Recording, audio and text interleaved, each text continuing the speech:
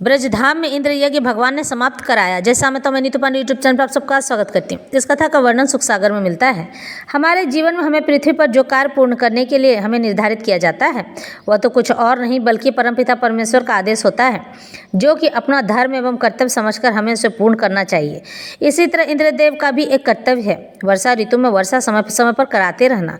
इसी कारण जब अपने कर्तव्य को छोड़कर अहंकार से अपने आप को ईश्वर समझने लगे, तब हमारे ब्रजधाम के नन्हे कृष्ण ने इंद्रदेव का अहंकार तोड़ दिया। तो आज की कथा आरंभ करते हैं। मध्वा की पूजा तजी, पूज्यो श्री गिरिराज, ब्रजवासिन दर्शन दिए, रची माया ब्रजराज। सुखदेव जी कहते हैं परीक्षित से, हे सुखदेव जी, भगवान श्री कृष्ण चंद्र और बलराम जी वृंदावन में रहकर अपने ग्वाल बालों के साथ अनेक प्रकार की लीला करने लगे। एक दिन ब्रज में बड़ी धूमधाम के साथ वहाँ के सब गोप इंद्र यज्ञ की तैयारी करने लगे। भगवान श्री कृष्णचंद्र अंतर्यामी तथा सर्वज्ञ हैं, वे सब कुछ जानते हैं। फिर भी उन्होंने नंद बाबा तथा बड़े बूढ़े गोपों से नम्रतापूर्वक पूछा, हे पिताजी, आज कौन से महादेव की पूजा होने वाली है जिसके लिए इतनी बड़ी तैयारी हो रही है? पूड़ी पकवान मिष्ठान आदि भी बन रहे हैं। मुझे यह जानने की अति अभिलाषा है, बहुत इच्छा है।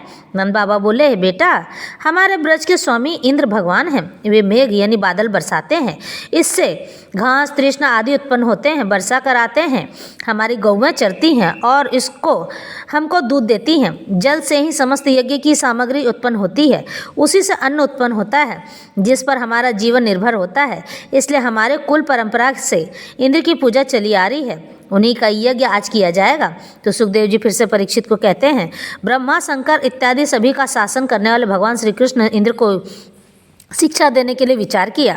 उसको अति अहंकार हो गया है।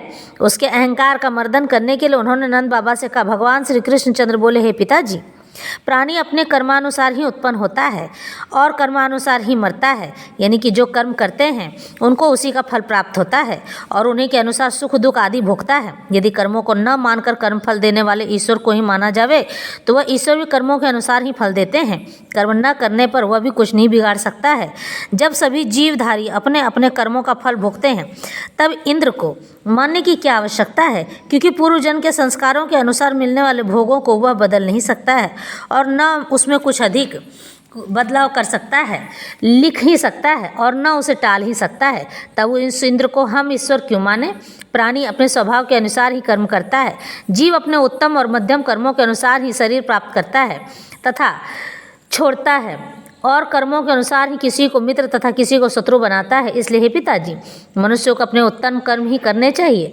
हमारा कर्म गौ रक्षा करना है, उसके लिए हमें गिरिराज से घास मिलती है और वही हमारा घर है, उसकी गुफाएं हमारा बैठने का स्थान है।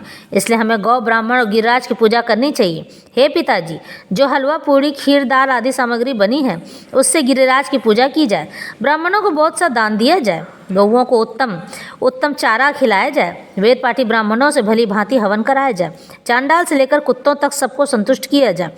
चंदन तथा नवीन वस्त्रालंकारों से सज धज कर गौ ब्राह्मणों को आगे करके गिरिराज की परिक्रमा की जाए। श्री कृष्णचंद्र कहते हैं, हमारी बात सुनो ब्रजराज, सुरपति को बलि भाग न दीजे, पूजो यह गिरिराज, बरसे मेघ गाय सुख पहें, है ब्रज सुख साज, सूरदास प्रभु नंद कुंवर कहें, वे ही कीजे काज। श्री सुखदेव जी बोले, परीक्षित, भगवान श्री कृष्ण की यह बात सुनकर ब्रजराज नंद तथा अन्य सभी वृद्ध गोपों ने उसे स्वीकार कर लिया। पहले उन्होंने वेदपाठी ब्राह्मणों से स्वस्ति वाचन कराया, फिर समस्त सामग्री हलवा पूड़ी खीर आदि से गिरिराज की पूजा की। ब्राह्मणों को दक्षिणाएं दी और गौओं को हरा हरा चारा खिलाया।